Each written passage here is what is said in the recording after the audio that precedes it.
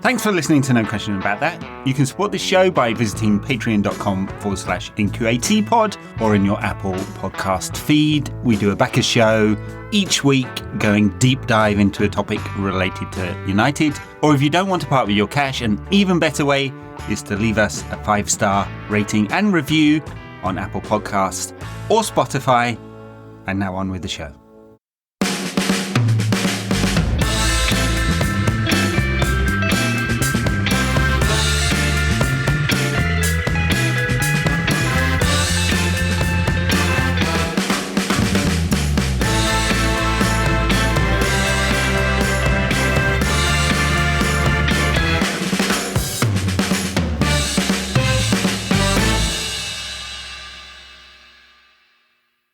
Welcome to No Question About That. This is our season preview with Daniel.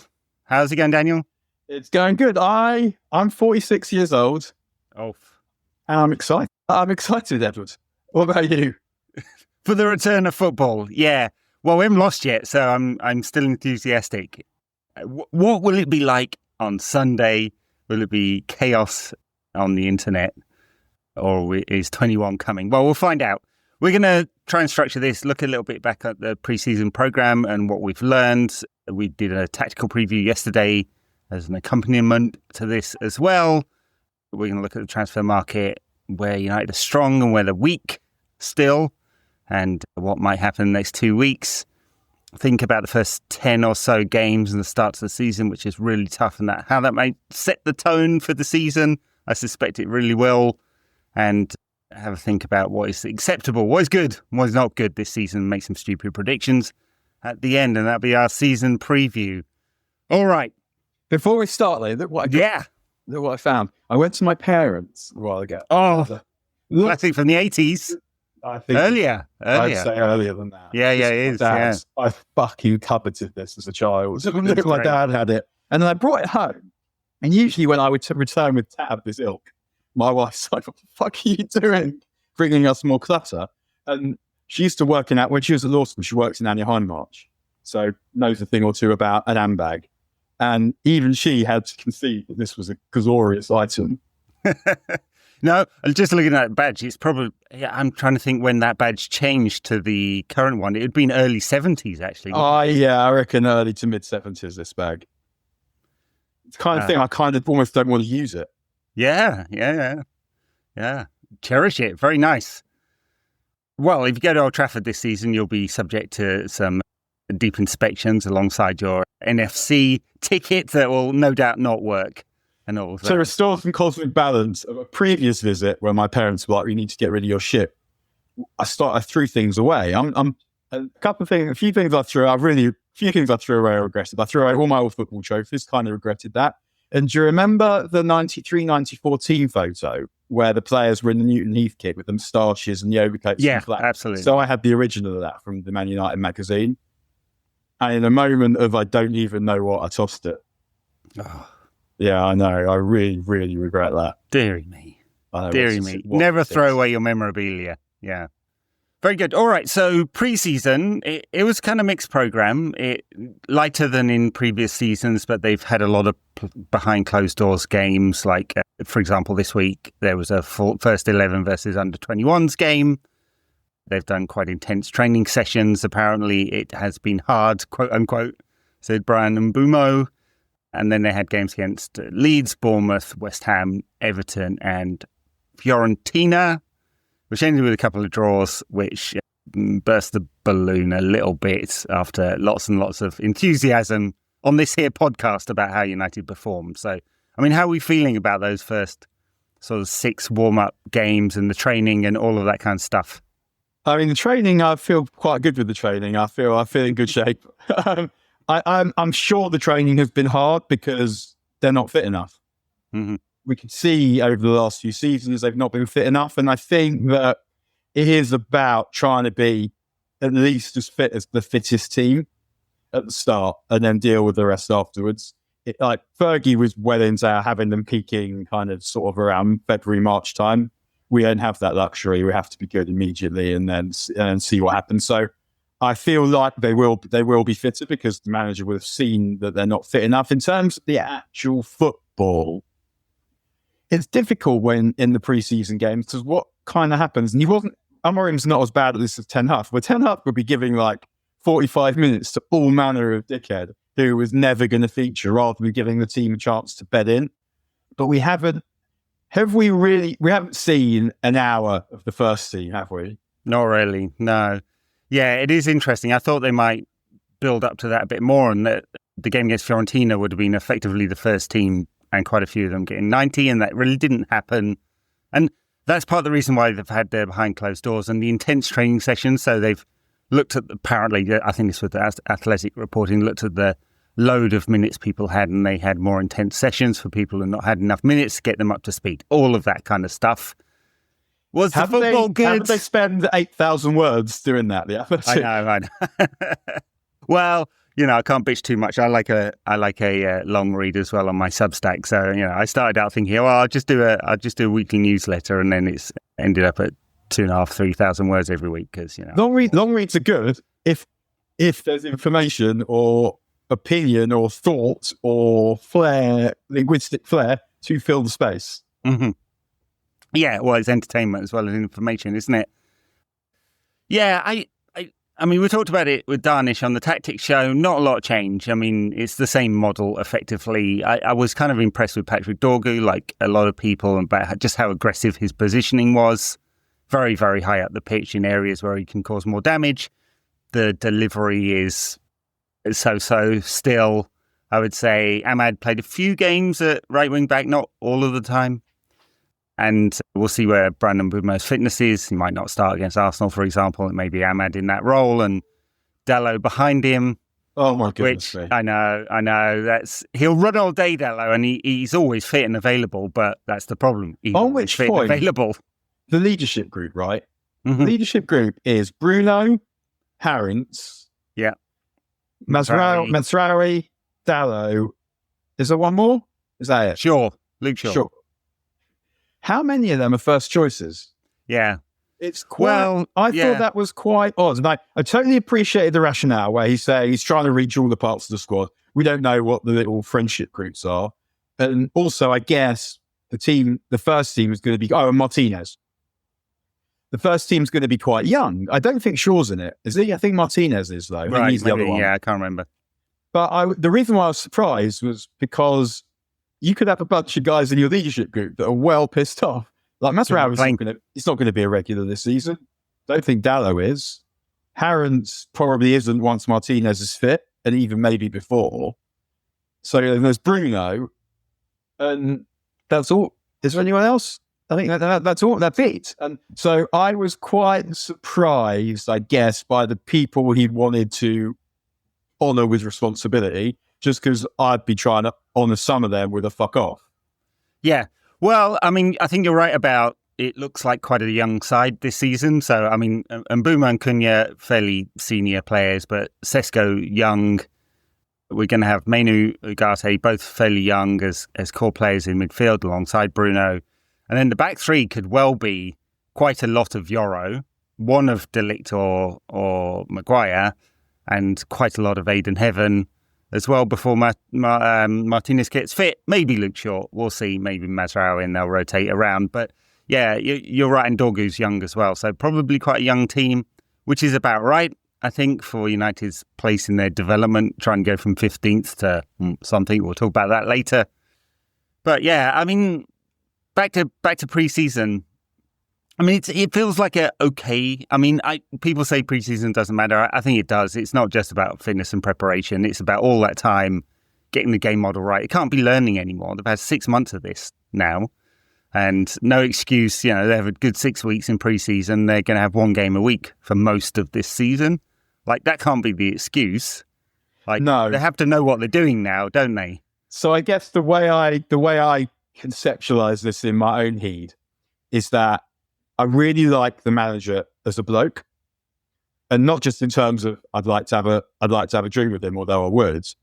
That I think that his ability to inspire, motivate, get the players going in whatever way, and with that kind of hard, honest care, those three things that Fergie had, I think they're all there. I'm not at one with the system. I think there's a really good 4-3-3 team in there.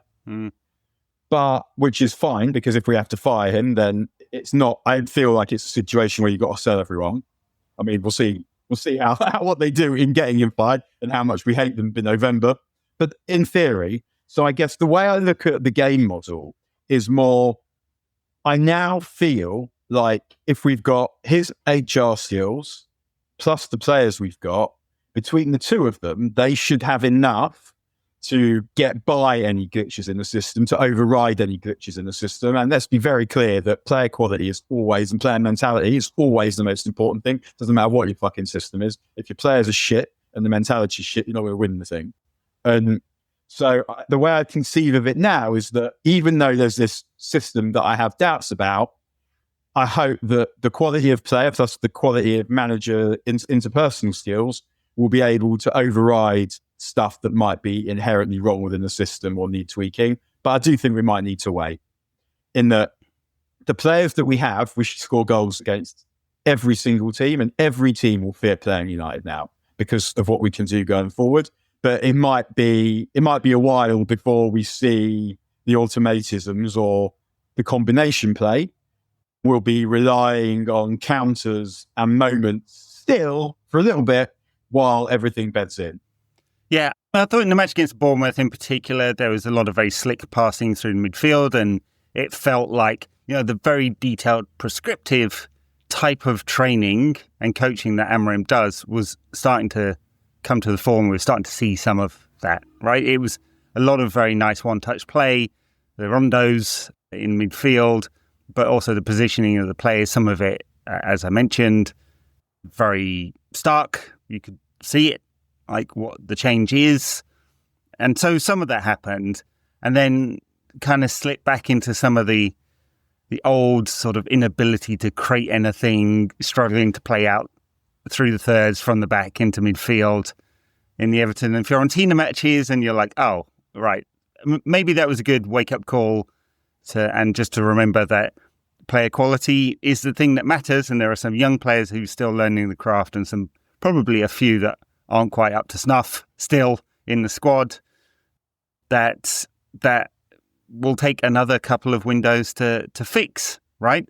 And which I guess brings us onto the transfer market, because that's been an awful lot of what the summer's been about. Obviously the bomb squad, and Amorim took that decision to ice everyone out that he just decided they weren't on the same page as him, or he didn't like their quality, or whatever it is, right? Because the thing is, right, I think it's not that it didn't. It's not about quality. This, I don't think, exactly, because we know, right?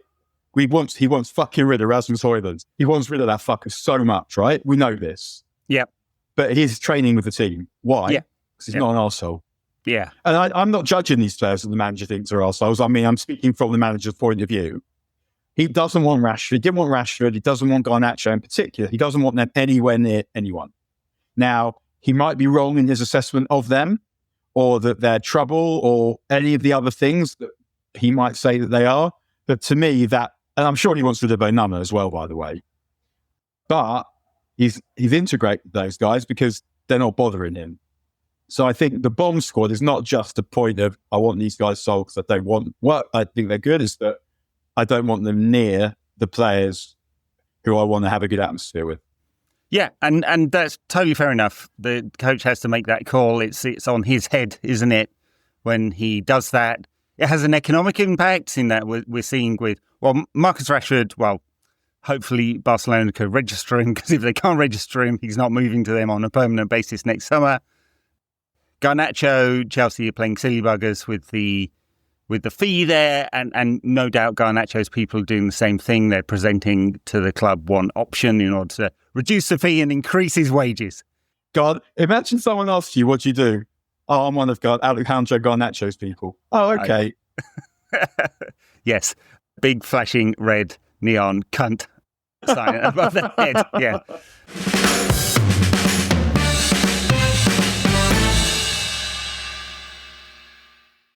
I had that dream again.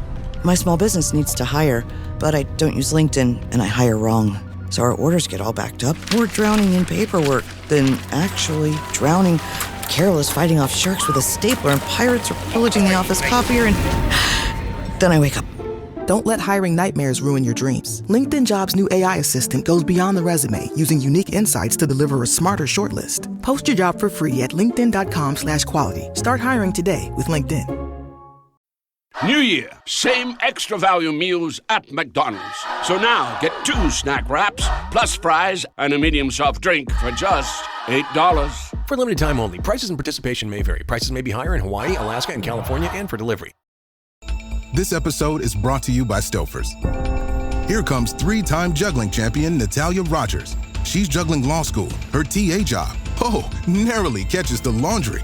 What's that 4th ball? Parents unexpectedly showed up at dinner time? Is that too much for Natalia? Not with Stouffer's Chicken Alfredo and its mouth-watering mix of Asiago, Romano, and Parmesan. When you're juggling 4 things at once and the clock strikes dinner, think Stouffer's. Sancho, I mean, obviously the club want nothing to do with him. Even if rumoured Amorim wanted him, I don't think they would have any. I mean, there's just too much having gone on there. Sancho appears to be saying no to everything, probably in order to get a late loan in that he can get a free transfer next summer. That it sort of feels like he's made that call, doesn't it?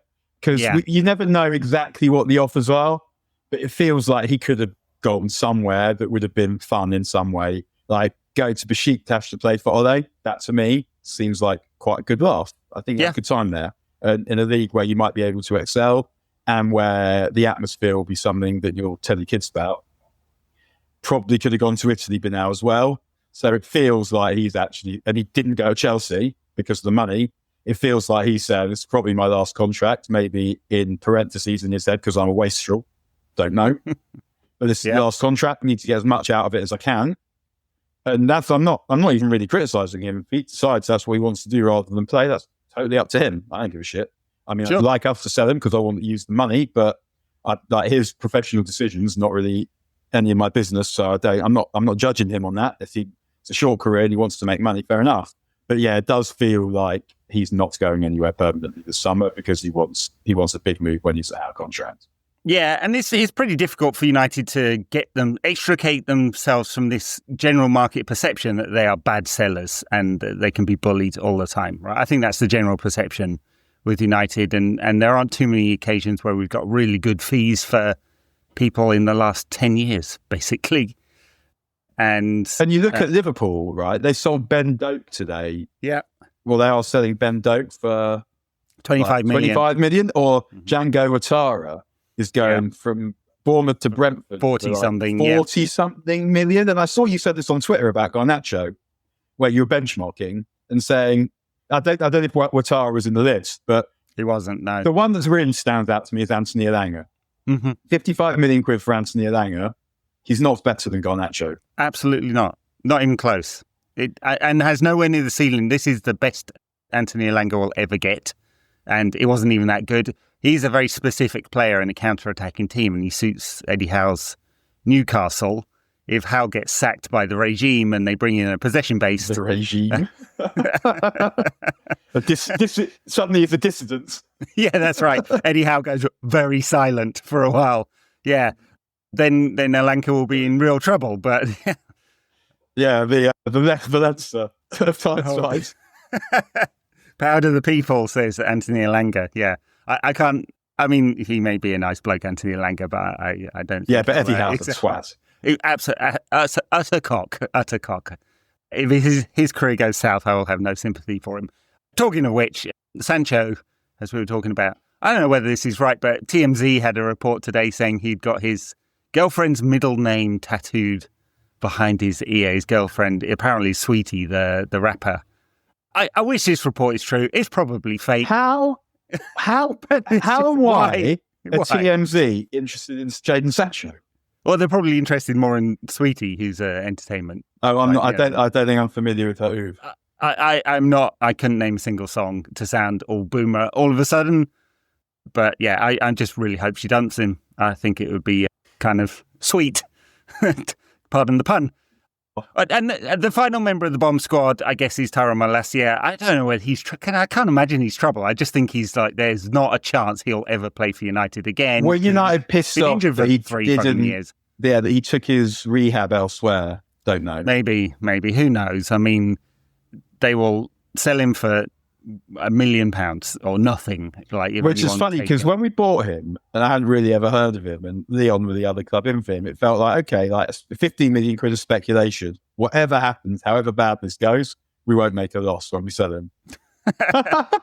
However, we have excelled ourselves once again. I know. All right. Well, that's all the negative stuff. And I mean, you're right with Onana and Højlund. I mean, they could get decent money for Højlund. Onana's difficult because I don't think anyone's going to pay anywhere near his book value. So we're probably stuck with him for another year unless they really want to get aggressive on the losses. On the incomings, it's been pretty good. I mean, we've got the forwards we needed. I like the look of Sesko. He's not the finished product. I think everyone believes he's got a really high ceiling, including He's going to fucking need one. He's 20 feet tall. Yeah, exactly. Yeah. Absolute big bastard unit. Great in the air. Build-up plays not nearly as bad as some have made out, I think. And it's getting in the right places to get off enough shots that he's going to score more goals, I think is the next step in his career. Also, for Leipzig, he was coming deep a lot because that was how they wanted him to play. He's not spending a lot of time in the box. The first thing I would say, I agree with you. If we were to get Baleba, and we'll come to him, and a keeper, that is... I don't really like judging this shit because the idea was we watch the players play before deciding whether the transfers worked or not. But yeah, if you'd have offered me the three that we've got, Baleba and a proper goalkeeper, yeah, I would have said thank you very much. I think one reservation I do have, and it's not exactly a reservation, but it is a reservation, is it's all a bit fucking artless, isn't it? The classic United team, and just go even the Babes had Tommy Taylor, even the next Busby team had Dennis Law. The classic United team is a few expensive signings, a few clever signings, and some kids. And it feels like we're just spaffing as much money as we can and not hoping that we get the right players, obviously doing the work to get the right players. But I feel like we're losing a little bit of identity maybe. And what might happen is, and I hope these players come, and Cunha, loads of attitude, so we love him. And Sesko hopefully comes and we're like, okay, this guy's great. And we build relationships with them as individuals, because that is a lot of what this is about. When people think about it, who are your favourite players you've ever seen play for United? For me, Ronaldo's not in my top 20, even though he's the best by far. There are some who I like because they were good, and there were some who I like because they were good, but also I like them because they kicked people, like Norman Whiteside or Brian Robson. And then there are others who I like because I think as individuals, I love Darren Fletcher. And that's not just about the football. That's just, I think, everything I've ever seen or heard about Darren Fletcher's a mensch. I like Wes Brown because he likes smashing people into the stands and looked like he knew how to have a good time. So it's about building these personal relationships with players. And if they're Mancunians or they're coming through the youth system, that's easier to do because you've already got a love in common or whatever. And so it feels like, well, all the big Premier League clubs have said, all right, mid-ranking fuckers, to your Brightons, your Bournemouths, your Brentfords, you've got a bit too good for our tastes here, in that we're not sure when we play you if we're going to win. And what's happened is the big clubs have gone and spent an absolute shit ton of money, some of it relieving those clubs of their best players. And it's quite interesting to see how that plays out, because what used to be the case is you take those players and those teams will be fucked because they're reliant on those players and they couldn't replace them. Now they're getting massive dollar for them. And also there are so many more good football players in the world than there've ever been before that they could go and replace them with someone as good or better, because there's never been a bigger pool of players from which these guys can pick. So if you look at Brighton, I can't remember if they were there at the same time, totally, or there was an interregnum or whatever, but they sell Caicedo and they get Baleba. Baleba is as physical as Caicedo, but better on the ball.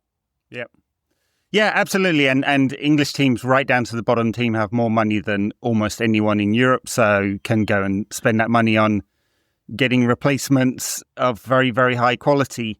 To come back to your original point there about the relationship, the connection between academy players or local players and the fans, and it cuts both ways, doesn't it? So one of the reasons why people are so pissed off with Alejandro Garnacho's stupid social media activity, because it seems to be anti-club. right? And he's decided he's not one of us anymore. And it has that kind of perception. I think it's just a matter of his extreme childishness, but he distanced himself.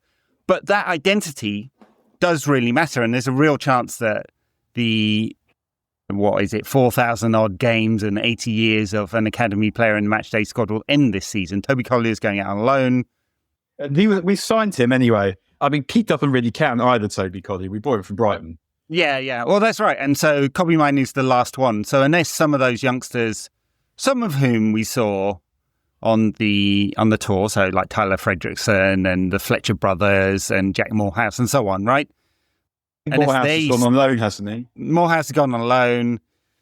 Ethan Wheatley probably going on loan, didn't have a great loan at Walsall last year. So the few of them that were on the edge of the squad might not be available for the squad. And it really will be on Kobbie Mainoo. And he's missed 17 and 21 games in the last 2 seasons. His body's still adjusting to being a grown-up and not a child. And there's a real chance that record will go. And on the identity thing, like just not that many locals in the squad, right? And I think that does matter to some extent. You know, it's not everything. It's an international game, but it matters to us. It doesn't matter to Chelsea, say. Yeah, it just depends on the club culture, I suppose. But again, like we signed Ole. Everyone loved Ole. He was a random who we signed. So it's not just about parochial. Where are you from? It's about. Sure. I mean, as Ian Rakeem said, it ain't where you're from. It's where you're at. Right. I think Ian Brown later repeated it and attributed it to himself, but definitely Rakeem said it first. And also age 16, I think. If we're talking about young players, Eric B and Rakeem, I think Rakeem was 16 or 17 when Paid in Full came out. Something ridiculous, which is astounding, really. But I played that to my kids. I was like, lads, listen to this. They were like, what? No, they weren't so not interested. Before we started recording, I was listening to Left Field's Glastonbury set from 2000, which it's good. If I'm totally honest, it wasn't the earth-shattering, amazing set that I thought it was when I was at Glastonbury 2000. Were you chemically enhanced at the time? Don't answer that, Daniel. I was, proper honeymoon period, actually. Yeah. But I think that, talking, actually, I just had a thought in my mind about Šeško, which the interesting thing about him is actually, if we look at the strikers that have been bought this summer, I think I'm doing this in chronological order. Chelsea go Delap, then they go João Pedro, then Arsenal go Gyökeres, then Liverpool go. Can't wait to hear that said properly in Scouse accent. In Scouse, yeah. Almost. I think he may be even better than Ross Barkley going. That I can supply evidence of. That I've got a video of. And then we go and buy Šeško. So we've gone, was it 6th? And might we still have the best player? And that's perhaps the only, I think in terms of the tactics, but perhaps the only way that we were going to get it was getting whoever was left. But I'd say the best technician out of them is Akatika. Yeah. Like he's like beautiful. He is silky on the ball. Yeah, beautiful feet. But Delap is not going to be better than Šeško. He's not.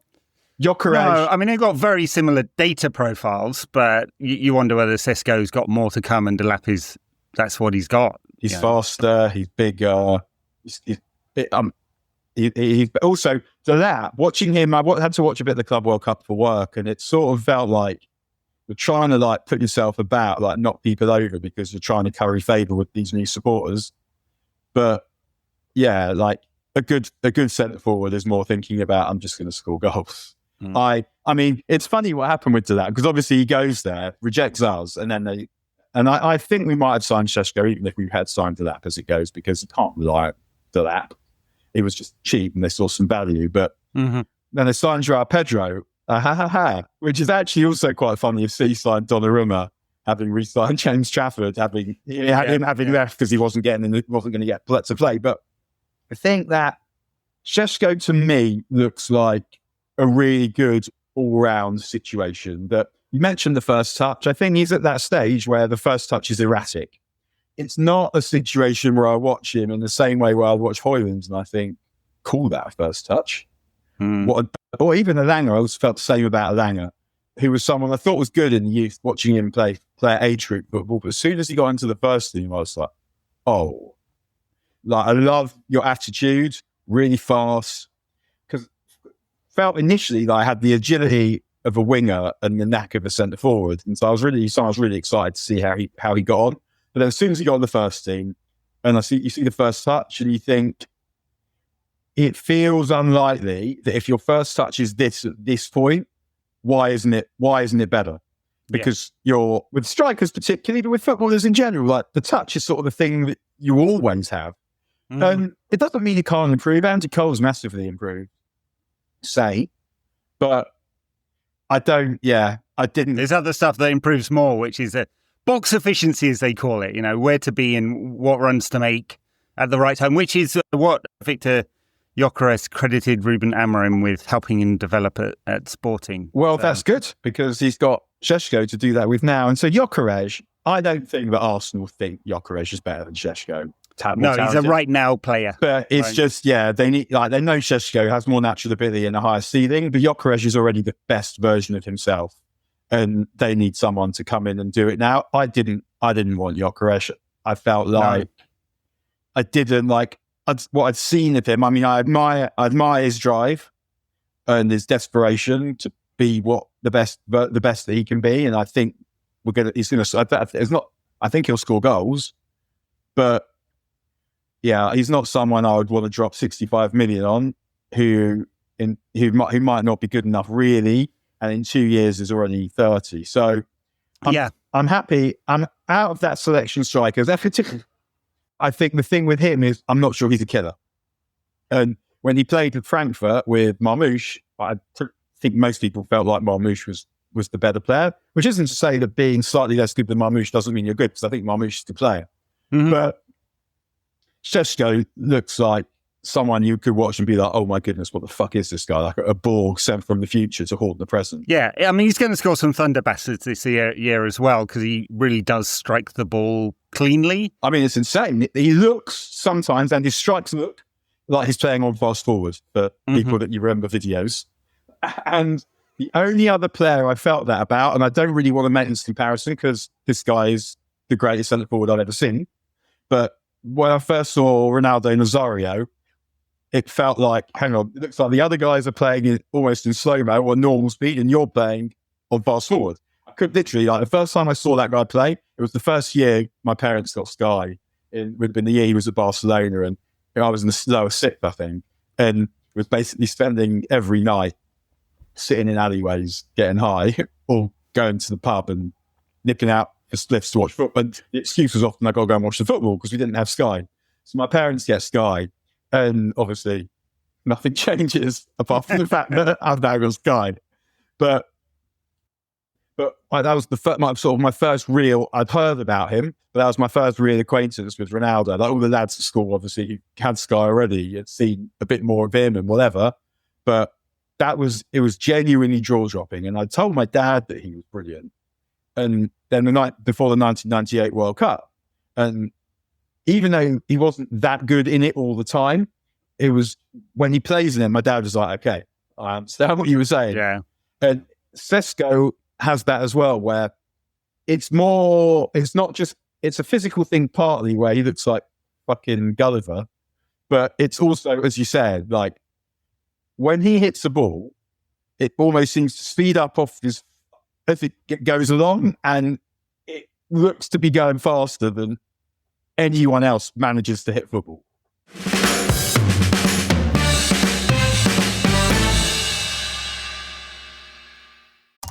AI is incredible. It can teach you how to fry an egg and even write a poem, pirate style. Yarr! But it knows nothing about your work. Slackbot is different. It doesn't just know the facts. It knows your schedule. It can turn a brainstorm into a brief. And it doesn't need to be taught. Because Slackbot isn't just another AI. It's AI that knows your work as well as you do. Visit slack.com/meet Slackbot to learn more. When you think about meal kit companies, what do you see? Probably long, complicated recipes and subscriptions you can't escape. But with the new Blue Apron, we're doing meal delivery differently. No subscription needed.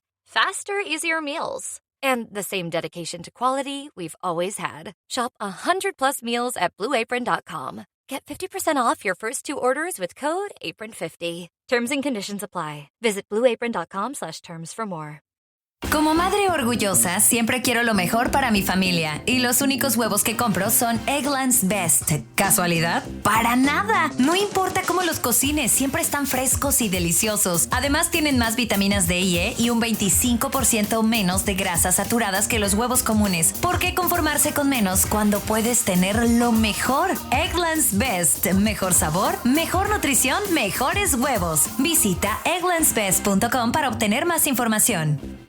That's not just a factor of with some of these young players that City and Liverpool sell. One of the things they've managed to do really, really well is sell players. And I think this was true of Elanga as well, who are physically ahead of their peers at age group level. And then when they get into the first team, you're like, maybe not. They can't cut it because that physical dominance doesn't give them an advantage anymore. That's not the case with Zesco. He's just a big fucking bastard and he will dominate and he'll get us free goals, or cheap goals, because that you mentioned on the Tactics pod, Brian and Mbeumo floating one to the back post. He's going to score some cheap goals. It won't be the primary method, the primary game model, but we will get some like that. And the other thing is those long diagonals where we can't get out, can't play out, pressed, Onana has to boot it long. It will stick with him as well in a way that it just hasn't for Højlund for the last couple of years. And teams won't want to press when they know that in behind you've got him and Mbeumo who if Quick, they go, rapid, they're not players who are quick enough. They're players who, if they go, you're not getting them. Mm-hmm. And that gives us good attacking options. Mbeumo and Cunha, I like the mix of the two, a winger and a midfield player, sort of. Yeah. One wants to come deep, one wants to run in behind more, one's more likely to drop wide, one's more likely to attack the box, and one's left-footed, one's right-footed. And I also different kinds of personality. Like what Mbeumo, I think, wants mainly to score or to assist. Cunha wants lots of touches.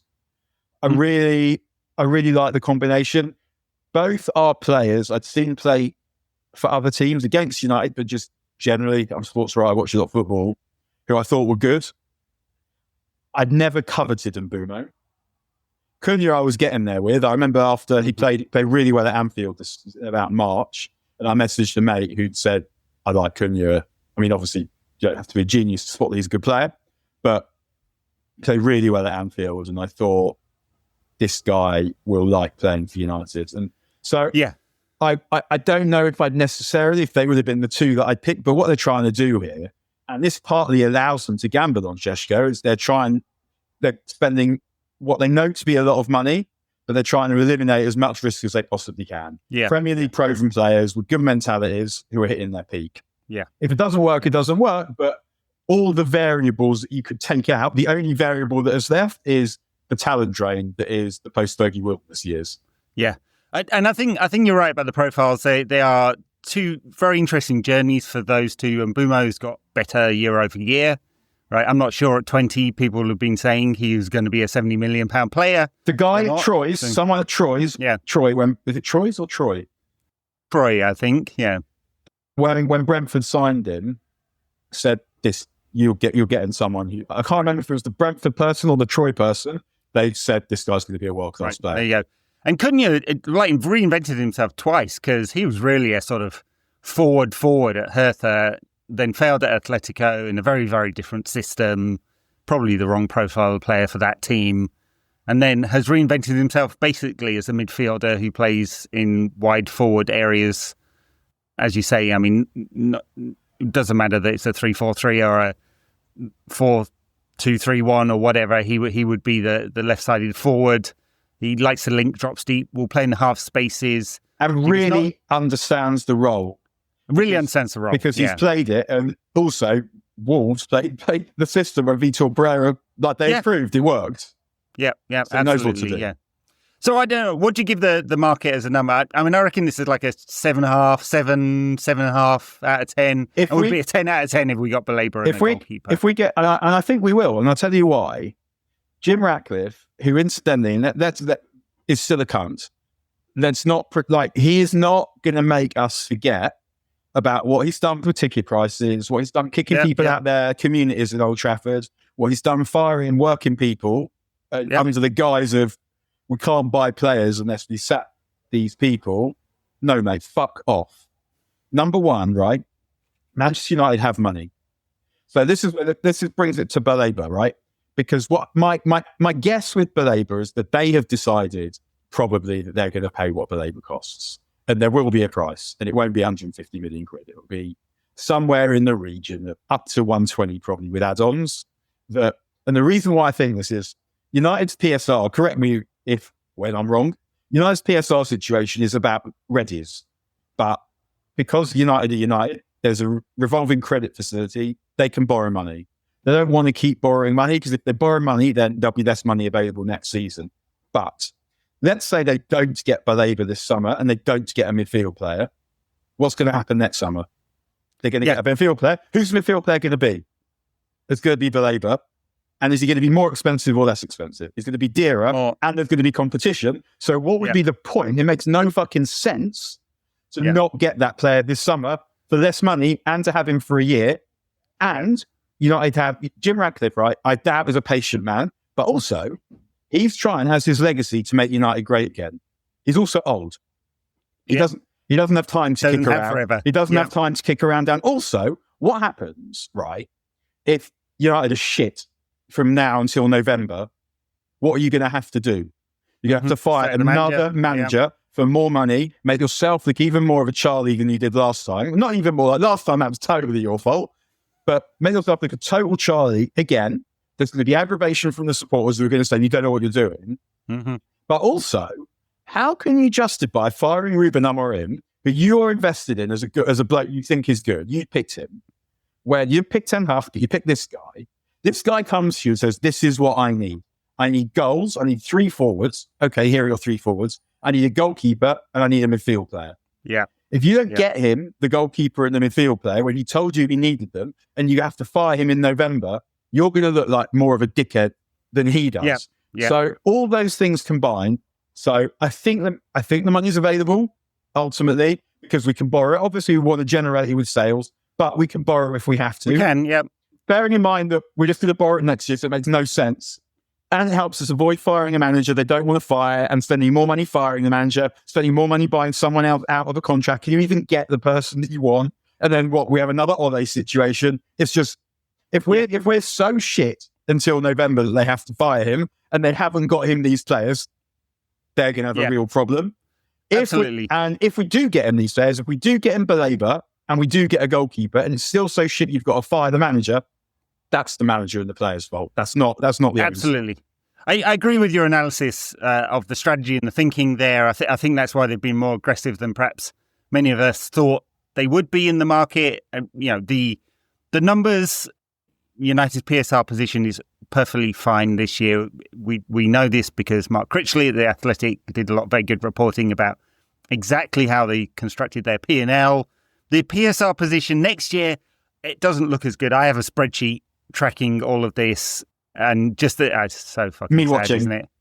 Yeah, that's it. Not on Pornhub, I'm on an Excel spreadsheet. Oh yes, PSR, it's good stuff. It doesn't look that good next year, but I think they're making 2 assumptions there. One, they can sell, Marcus Rashford next year, which helps with that, and possibly even Bruno. They always have that nuclear button if they need to. It may make sense from a squad development point of view next year as well. And then on the borrowing, there's unlimited money, right? We know from the SEC filing that they have extended their credit facility with the Bank of America. That doesn't mean that's the ceiling, right? They will do 600 and something million pounds of turnover this year. It will be even more if they get into the Champions League again. They can borrow and borrow and borrow. I don't think that's really the problem, right? It was self-enforced that we will live within our means. Now, living within your means could be, hey, we're pretty confident we're going to sell some players. And that will allow us for this financial year to live within our means. You're stacking up a lot of costs there, for sure, of course. If they spunk 100, 110, 120 million on Baleba. But United as a club can do this, and they can definitely do it if they're in the Champions League. And the whole reconstruction on all the country around firing people and the drama around like not having snacks at work and all of this kind of stuff, that took 50 million out of the annual cost. And the whole reason for being such a bastard is that he can then go and, wave his big dick in public in the transfer market and say, here you go, here's your players. And think that will be cool with us. And it isn't. It's complete bullshit. And I think one thing we know, and we learned it when we had austerity in England, and then we had COVID, and suddenly there was the banking crisis. There was money for the banks, and then there was money for COVID. And that tells you, I mean, you knew at the time, but this shit is a choice. Mm-hmm. You could have found another way of doing this, and you chose the easiest, most vicious way because you're a capitalist and you're a Tory and you're a polluter and all of these things. And there are various different ways of distinguishing between what is capitalism, what is socialism, or whatever. What is right-wing thought, what is left-wing thought. And one is to do with national ownership of industry versus private ownership of industry. But another way of looking at that difference is to say, well, socialists or social democrats or left-wing people think that inequality is bad. And right-wing people, capitalists, conservatives or whatever, think that that's something that's baked into the system and it's fine. And Jim Ratcliffe is that. He thinks that inequality is okay. It's fine. That it's not how do we get rid of all this inequality. It's like, how do I make the best of my personal experience of it? And so, yeah, there was not a will to try not to relieve those people of their jobs. Because if there was, it wouldn't have happened. Yeah, the method of doing it, you can make an argument around the strategy from both a organizational point of view and a P&L point of view, and then you can make an argument about how to do it. And every single time, it was the quickest, most brutal way of doing it possible. So, yeah. And I'd say I agree with you on Bruno. I mean, I don't know, obviously, but I just know for myself, like, I know that I love Bruno Fernandes for everything that fucker's done for United in this fucking, frankly, appalling time it is to be United. And if I would have thought about selling him this summer. I want him to leave. I don't want us to get good without him being around. But I feel like United have already replaced him. Bruno Fernandes is not Amorim's ideal choice for an 8 or a 6. But he also loves Bruno Fernandes as a character and a footballer. So he was never going to push him out because you can't be as shit as we were and sell your best player on purpose, really. It just wouldn't look good. It wouldn't feel good. Like, where's your leadership coming? Because we don't know what Bruno does in training and in the dressing room, but I think we can guess. Yeah. It would have been. So I think that Amorim wanted to keep him around ideally, but I also think that if Bruno said, I'm going, Amorim would have said okay, and the club would have said okay, because the money that we would have got would have meant a much easier rebuild. But also, I think that Bruno's position really is in the 10. And we've signed 2 10s who are faster and stronger and more physical than him. I don't think they have his genius for making goals happen. Definitely don't know if they have his leadership, his ability to drag a team with him. And he hasn't done it in a couple of massive games where I really fucking wanted him to. Like the Spurs and Villarreal finals, really. Mm-hmm. But we've seen enough of it to know that he's someone you can rely on in big moments. And I'm sure the club wanted that, but I feel like we've replaced, assuming Amorim manages to stay in the job, we've replaced him already with Cunha and Mbeumo, and in the 2 positions behind that, then maybe we don't sign Ballet, but if we don't, then we're going to have to buy someone else. We're going to see the same shit. And next to him will be Bruno. But if you ask me, and we'll probably come to this, I wouldn't play Bruno there on Sunday. Say, and Mainu, I think I hope that they're preparing to play alongside whoever the signing is, and to be that midfield player. And so by next season, I would hope that Mainu has progressed enough and proved enough for us to say, well, how do we leave this fucker out now, even in this system? I hope that we've signed Baleba, and that's also the case with him. And then we've got Bruno, for me, will be competing with the players, with Cunha and Bumo to play as one of the 10s. But yeah, it felt like, even though he didn't go, it felt like the transfer activities this summer sort of felt like the beginning of the moving away from Bruno. Mm. Well, you have to be really bloody sure that you've got the right man as a coach if you're going to do something like that. If you're going to sell one of the world's best players, one of the world's best, most creative players, and all the chance creation, and he's miles ahead of everyone else on the planet in terms of the number of chances he's created over the last 5 years, you have to be really bloody sure that you're constructing a squad that looks right and you've got the right coach. Because if you then go 4 months later, actually, he's not the right guy, we're going to bring in someone else who wants to play with the number 10, and you've just spaffed off your man to Saudi or wherever, then you're going to look really bloody stupid. And there was a report this week that not only Baleba, but they also want Adam Wharton. Very, very different profiles of player, right? So similar kind of money, but very different profile. Wharton, a progression monster, the reincarnation of Tony Cruz, basically, but English and with a number 1 haircut and all of that. And maybe he likes darts. And like Tony Kroos loves darts. Yeah. Anyway, so that's the kind of transfer market. In terms of squad, I mean, if you were rating all the different sections, goalkeeper is obviously a problem, right? We've got a problem with the number 1 and a problem with the number 2. I can't believe how that the Bayern situation where all that guy needs to be is competent. Like, needs to be, and you could pick almost any goalie on the planet to be the number 2, just to don't drop bollocks. That's really all you need from a number 2 goalkeeper. And we got this guy. We got this lad. It's funny, when we got him for £5 million, Turkish international goalkeeper, we got him for $5 million. Everyone's like, $5 million, bit bloody cheap. Yeah, now we know why. And so that's a sort of 5 or 6 out of 10, I think, the goalkeeper situation. I'm less worried about the... What? Excuse me? On what basis? On what basis is it a 5 or a 6 out of 10?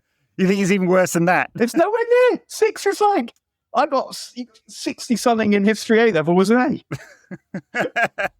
Hey, hang on a minute. I got an A for a history A level. In 1997, the board that we did, it was meant to be different. I don't know. But what I'm saying is 6 out of 10 is not humiliatingly, embarrassingly, shamefully shit.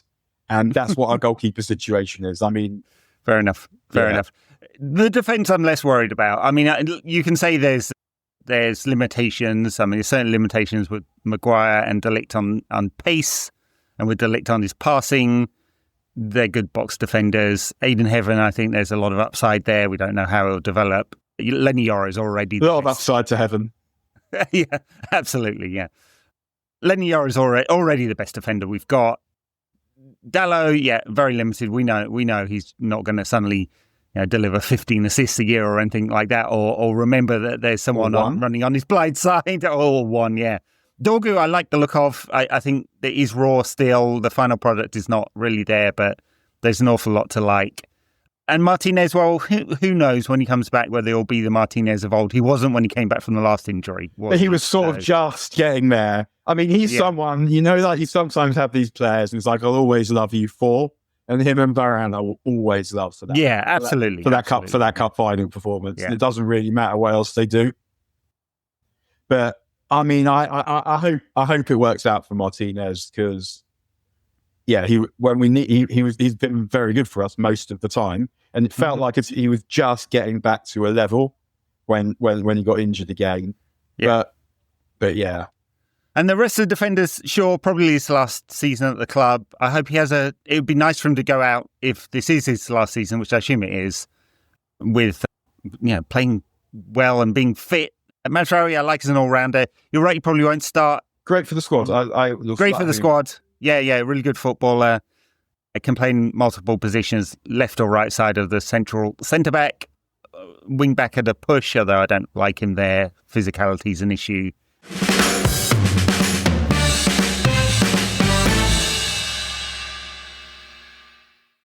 Starting a business can seem like a daunting task, unless you have a partner like Shopify.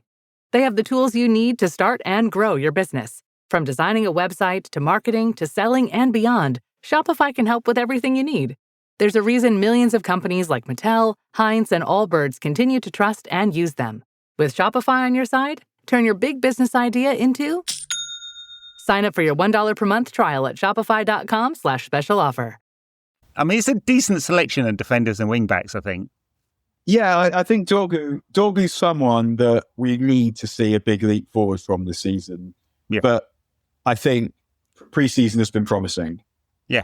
Well, especially since we basically bought him and sold off the guy who's just gone to Real Madrid. We kind of need to justify that decision-making. Ten Hag, man, I'd send him to The Hague. What a crime that man was. Central midfield. I mean, Baleba would be transformational because it's unbalanced. And you know, our whole discussion around Mainu and Fernandes and Ugarte and Casemiro is because you can't construct two. If it was a 4-3-3 or a 4-2-3-1, if it was three in the middle, you're like, no problem. You can find balance in there because you have Ugarte sitting, Mainu is the link player and Bruno's the 10. You're like, okay, that makes sense, right? That's good enough for the top six, you know. The thing with Ugarte is, though, is he's not exactly a sitter. He's sort of someone who gets the head to like rat the ball. Oh, he likes to press. Right. So I know what you mean, though, and I think almost everything we've said until this point is academic. If we don't get Baleba or someone else, because we'll see the same shit. We will see problems in central midfield. We'll see our struggle to build the play, and we'll see teams waltzing through the middle of our midfield again. And I feel the same about the goalkeeper. You'll be watching a game, we'll be in it, and then he'll do something. Quite possibly on Sunday when one flies over his head into the top corner from a Rice corner or something like that, where Pedro ML, no holding at corners, where there'll be 4 Arsenal blockers, 2 crowding the keeper, and another guy holding back Harry Maguire from making a challenge, and the ref will go, all right, mate, no problem. Further forward, I mean, it's interesting what they've done because they've swapped, you could make an argument, theoretically, that of all the players in forward positions that we've got, that Marcus Rashford still has the highest ceiling of all of them. We haven't seen it for 2 years, you know. Is Cunha as good as Marcus Rashford's best? Probably not, but he's going to give you 7 or 8 out of 10 every single week. He's going to do that. He could also do he could do different stuff to Rashford. He does different stuff too. Rashford also in this formation, he's not really one of the 10s. Rashford, no, and he knows it, and Amorim knows it, and they probably had that conversation, which I think reading between the lines is basically what Amorim said, because he wasn't rude about him, and he could have been. So it's a different forward line. We hope it works, right? We haven't seen these 3 players together. We haven't really seen Mbeumo and Cunha together yet. We have barely seen Mbeumo at all, yeah. But we know they both know how to score. They know where the goal is, and it's not always about does Rashford have a higher ceiling than these guys? It's more about how we think they fit and how they mesh into the team. And I think as said, like, Cunha can do stuff that Rashford can't do. Like he will drop into those half spaces and link play. Yeah, he's a better ball carrier. He's got better feet in small places. One of the things that used to really get on my tits about Rashford was that he'd sort of burrow into the box with no apparent idea of how he was going to get out of there. Yeah. But he was, and when he was in great form, it worked because he would shoot early. And when he wasn't in great form, he'd just run down a blind alley, and it happened over and over. And the crowd would get on his back, deservedly sometimes. And you'd be frustrated because he'd do it 5 or 6 times a game. And he really needed to be in the mentality where he was going to cut inside, shoot early. And when he was out of form, he just never did that. Cunha will do something different. It'll be interesting to see whether they work out that Sesko is not just someone to hang it up to, but also you need to release the ball early. Arsenal will find this problem with Gyökeres as well. He likes early ball release. Arsenal do not do that, basically ever, and so they will have to adapt to the player. Will United adapt to Sesko, or will United work out this is the way you play with Sesko? Amorim's teams construct those overloads in wide areas and then play the cutback. That's not exactly how. That's the fox in the box, So is this how they'll use Sesko? Maybe, but they've got 2 ways of playing now. But it's also he also wants channel runners. You want to and Sesko will absolutely do that. He'll run the channels, and it's also not just about the cutbacks. It's about, if you think you've got the 2, and the 1, it's about those 5 being on a sort of a vertical line, if you imagine one, and being able to turn the ball around the corner into the space from high up the pitch. for Sesko to attack them. And all right, what do you? We didn't go. I gave a 6 out of 10 to the goalkeepers. You laughed me out of that. Defense, yeah, defense feels like a 7 to me because I think it's pretty good. I mean, you can see that defense being much higher up the table than we finished last. Yeah, 6. I mean, we'll see because I mean, Euro is 9 out. It could be a 9 out of 10 player. Mm-hmm. Not totally sure about the others, but yeah, I'd say the defense 6, 7 out of 10. Mm. Yeah, and midfield probably for me is like a 6, I guess. And it's not because they're not talented players; it's because they just don't fit together. And the Labour changes. If we don't get Baleba or equivalent, then it's a 4 because it will be subpar. That's not because I don't think that Bruno and Mania are wonderful. I do, but it won't work, and it will be a weakness, and teams will target it, and we'll be sitting there having the same fucking conversations every week that we've been having for the last several years. 2 years. Yeah. The rest, yeah. So, yeah, there's potential there. With one more player, if we get Baleba, then the midfield starts being a strength. Yeah. Until we get that player, whether it's him or someone else, it's a weakness. Even though... And further forward, it's hard to give a number to that. It looks good on paper, doesn't it? I mean, you've got Cunha and Bumo, Sesko, Højlund, if he stays, probably doesn't. Chido Obi as backup, Ahmad, Xerxes, Bruno, and Mount and Xerxes can all play in those positions. Mount's been good in pre-season, actually. He has been, and Amrim loves him, verbally jacking him off at every opportunity. Is that talking dirty to him? Yeah, that's I bet he does. Then they have little phone calls together late at night, you know. Yeah. Oh, I love you, Ruben. Oh, I love you, Mason. So...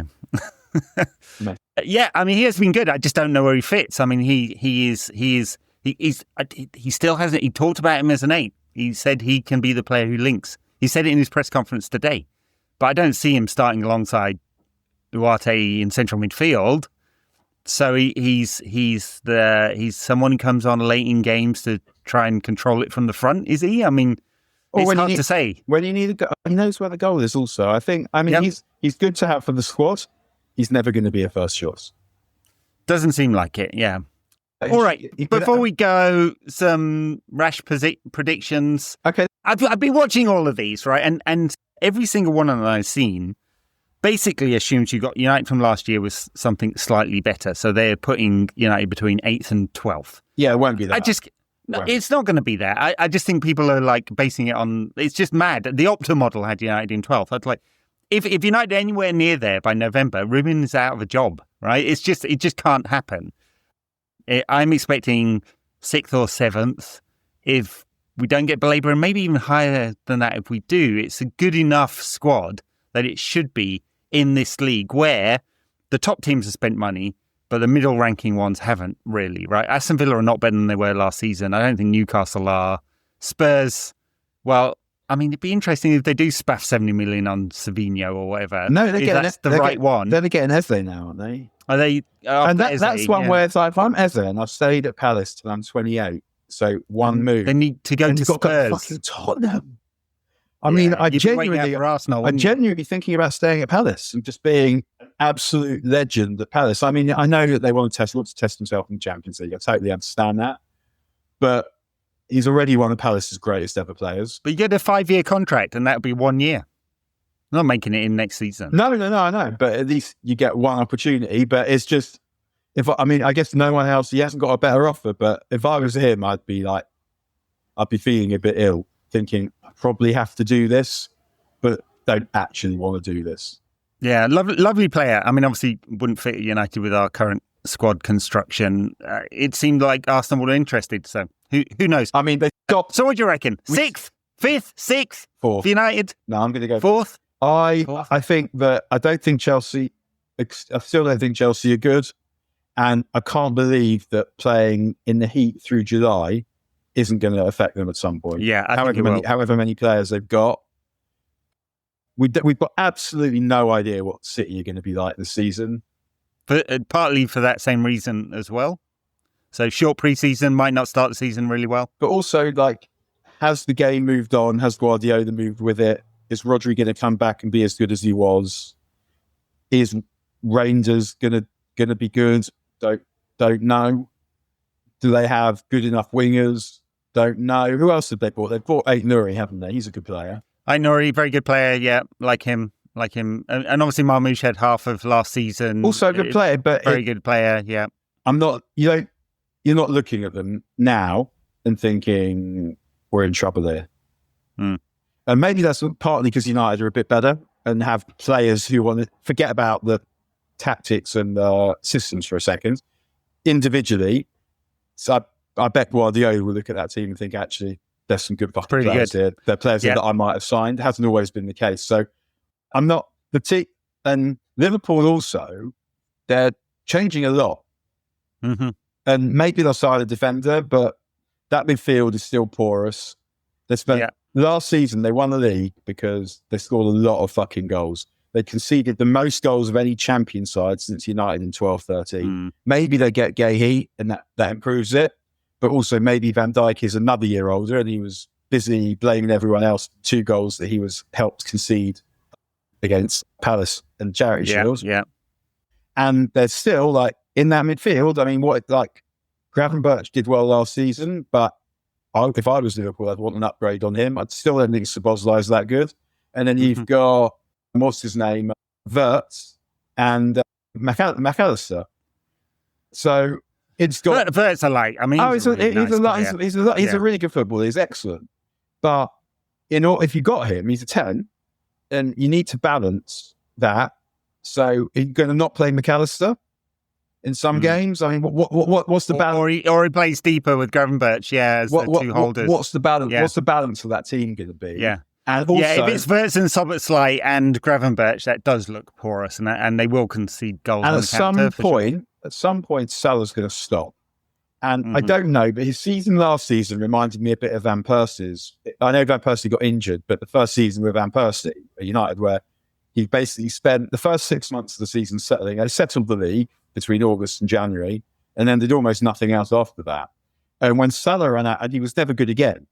And that's partly an injury thing. But when Salah was running out of form last season, I was kind of thinking, that makes sense. You're at this age, you've had a dead cat bounce, but do I think that Salah's going to deliver a season like last season, this season? I mean, I don't want to make myself a prick because he's obviously a brilliant one. I might make myself a prick, obviously, I'm a prick. But I don't. One. Yeah, exactly. It intensifies.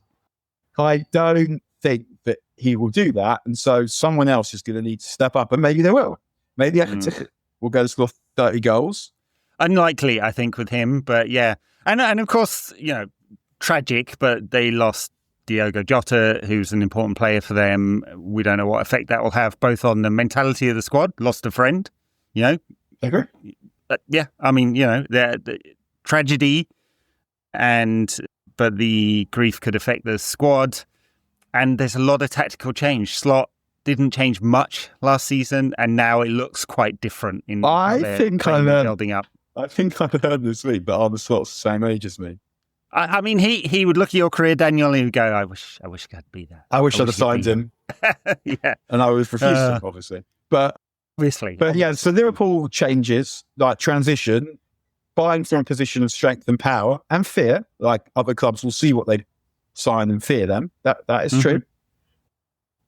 But it's not apparent to me. Like they've replaced one right back who can't defend with another. They've replaced one left back who's not that good at defending with another who's spends a lot of time falling over. Kerkez. I think he's good. I think he's good. I think he's excellent. Yeah. But if I was a winger, I'd be targeting him and targeting the space in behind him. So even though I think they've spent money well and bought really good players, it's like when United won the league 3 years in a row, twice they pissed it. They then went and signed Veron and Van Nistelrooy, and they're probably, I would guess, I can't remember now, but I think this is true. They were the lowest price favourites to win the league ever in the Premier League era, and they didn't, because football is a perfect game in the sense that you cannot perfect it. Add something in one area, lose it in another. And it's it's like when you're trying to shave your sideboards, and you go up and you end up looking like a rugby league player. Do you remember when Gary Neville did that once? Yes. He'd clearly done that. Yeah. I think it's not. They won the league partly because they were brilliant and scored loads of goals last season, partly because everyone else fell away. Yeah, I don't think they were brilliant. So they are not perfect, Liverpool. Arsenal, I don't think they've changed their model, and I think that will still be the limitation. Arteta just cannot get over himself. Which is weird because he's so little. You think he'd find a way. Yeah, his tight little trousers and his tiny little balls. And City, the Club World Cup, I'm just kind of wondering. You'd imagine it would affect teams because you can't play a season that long and then have such a short pre-season, and it's totally imperfect as a way of preparation. So it might be that they are stronger in the second half of the season than the first. They've obviously got a massive squad and they can spend money again if they want to. May even do that before the end of the transfer window. How the 115 charges will impact them when that finally gets announced will be interesting as well. They should add 116th for the absolute crime of their third kit. Have you seen this one? Is it worse than the Oasis? Definitely the Ivy one. Oh, God, way worse. It's a kind of grey kit with sort of light blue shading, and it's supposed to be rain, but it just looks like someone's jizzed on it and it's dried crusty. You know, it's grim. It's absolutely grim. Our kits, I think... I have seen this. Yeah, it is horrendous. Our kits, horrendous. Our kits, I actually think are quite... And it's Puma. I mean, our kits are quite good this season as it goes. Yeah, I mean, I love the third one. I mean, if we're going to do a third one, it should be traditional United colours. I don't think it should be... I didn't like the green and white stripes. Oh, that was crap, that one. The pink one was shit as well. Yeah, exactly. And or the kind of... What was the other one? It was slightly yellowy form of pink. That was grim. But bold colours, fine. Black, yellow, classic, Eric, that flying into the crowd, all of that. Actually reminds me of a Chelsea one from about 1996. I don't know if anyone remembers it. There was that, instead of the bright green, it had bright orange. And it's one of those, when people design them, rather like the kit you're wearing now, but designers are thinking, people are going to say shit about this, but it's going to go on to be a classic. Mm. But this is a classic. I mean, did people make fun of this at the time? Rumblow's Cup final, all that? Kit. Yeah. I got shit for that kid at school, definitely. All right. So United, I'm saying 6th. I'm saying 4th. And what do we think they're going to do? What do you think they're going to do on Sunday? I think they're going to come out the gate pretty strong. And I mean, I'm worried about that midfield construction. I'll be looking at the team sheet an hour and 10 minutes before kickoff. 4:30 kickoff, isn't it, on Sunday? What the midfield look like? I guess he's going to go with Bruno and Ugarte in that midfield. I'd be a little worried about the transitions, but that is not Arsenal's strength. And what are the back three? It's going to be... Maguire's played enough. It my might be team, Delict. Yeah, my team would be... It won't be his team. I would go, I think, I'd go Euro, Heaven, Shaw would be my 3. Yeah, it won't be that. No, it won't. It will be Euro, Maguire and Shaw. And Shaw, probably, yeah. Yeah. I think that. And then wing back, obviously Dorgu, and I think he'll probably play Diallo ahead of him, or Ahmad ahead of him, with Boomer on the bench. Cunha, Sesko, he's kind of teased us. He said he's fit. Sesko's ready. Play him. If he's fit, he's got to play him, hasn't he? I agree. So I would go Ahmad, Mainu, Ugarte, and Dorgu. And then in front of that, I'd go Bruno and Cunha and Sesko. And Bumo, if he's not fit, they say, then fine, he'd be on the bench, and I want something good on the bench to bring on. Mm-hmm. I'd like a bit more ballast in midfield because I want us to try and dominate this game. I don't just want us to try and score the goals to win this game. I don't think we'll lose. No, I don't either. I think we're a little ahead of them in the preparation as well. Having seen a bit of Arsenal in pre-season, I think we are a week ahead as well, which does make a difference. Do you remember 89-90? When Michael Knighton on the pitch. It's United Arsenal. Yes, I do. United of Simon Webb, Phelan, yes. and there's I was at that game. 4-1 against 4-1, Arsenal. Yeah. And we beat they're then defending champions. So that's where the similarity ends. But we're under new ownership, and we've got Fergie, who's obviously said to the board, I need fucking drastic action here. And they're giving it to him, and we smashed them 4-1. Mm-hmm. And then obviously we I think we finished 16th, third of relegation. 13th, 16th, end up winning the cup. Yeah. That's the best performance Neil Webb ever put in for United, that one. I mean, he snapped his Achilles a couple of months later. And it was in September. September, wasn't it? Playing against England against Sweden. Never a player again after that. He wasn't quick to start with, and he was definitely not quick after that. Yeah. Modern medicine on all that. All right. We got Grimsby in the Cup as well, in the League Cup. That'll be fun. I've been to Grimsby once and it smelt funny. So. I'm out of the country that night. So I actually, that's annoying because it's an opportunity. I'm not been to that. It's Blundell Park. I think that's what they play. Blundell Park, yeah. I mean, who knows when I'm getting there next? But yeah, I was sad to miss that one. Strong team. I hope he don't pull a Van Gaal and play all the kids. Yeah. No. He didn't. Van Gaal didn't play didn't play the kids. He played people he wanted to sell. I think. That's it. And they were shit. And then I don't think Hernandez made. Is it Hernandez played? I think he played for United again. But no, Amorim can't afford to lose to Grimsby. He won't do that. He won't do that. All right, that's our season preview. Thank you very much for listening to an hour of us make dicks of ourselves. As normal, we'll be back twice a week for the rest of the season. Tactics show, finance show as well. Daniel, thank you very much. Oh, thank you, everyone. Appreciate you. Bye now.